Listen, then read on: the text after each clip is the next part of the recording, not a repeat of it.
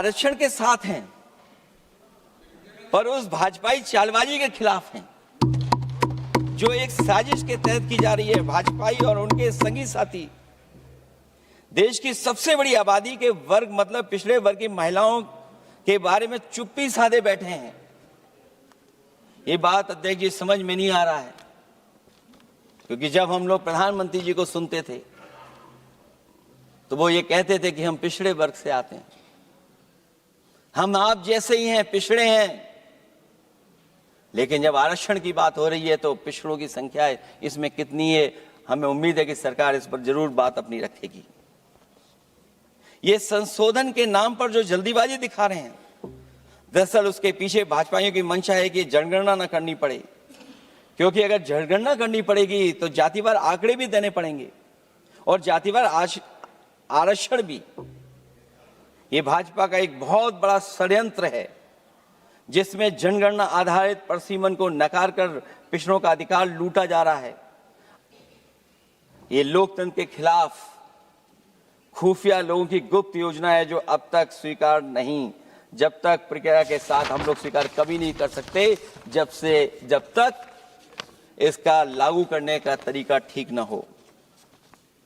अगर पिछड़ों की आबादी कम से कम अगर हम गिन लें कि 70% 80% से ज्यादा है, अध्यक्ष महोदय, अगर हम उनको 66% मान लें तो इनकी आबादी कम से कम पिछड़ों की 33% होगी, आधी आबादी की जनसंख्या, जिनके हक की बात तो है ही नहीं इसके अंदर।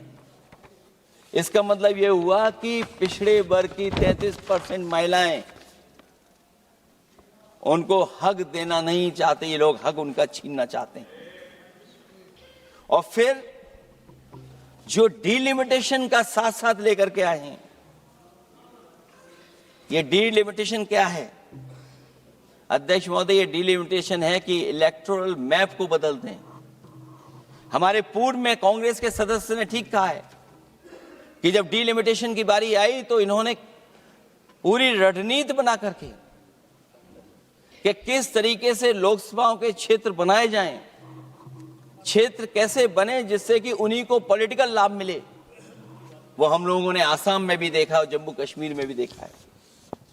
इसलिए हम चाहते हैं कि पहले जनगणना हो और जनगणना जब आंकड़े सही आ जाएंगे अध्यक्ष महोदय, तब जाकर के डिलिमिटेशन ठीक होगा। और अगर आंकड़े ही ठीक नहीं हैं तो फिर आरक्षण कैसे ठीक होगा? क्योंकि आरक्षण का आधार ही हमारा जनसंख्या पर है। कहीं ऐसा तो नहीं कि आधी आबादी में ये मुस्लिम को भी ना गिनते हो, मुस्लिम महिलाओं को।